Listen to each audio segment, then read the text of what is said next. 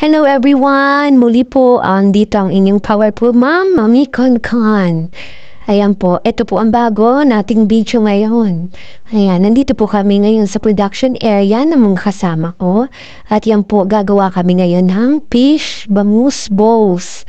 Ayan po, pinagsama-sama namin lahat ng ingredients. At pagkatapos po nun, minix po natin siya ng maayos para po maging balansi ang lasa. O diba po, lahat po maging maayos ang absorb ng mga ingredients natin, especially po yung mga condiments. Diba po? Ayan, at pagkatapos po niyan, syempre, gagawin po na natin siyang mga bilog-bilog para magmukha siyang balls. Diba po? Yan. At syempre, ito na po yung kalalabasan niya after nun. Yan. Yan po.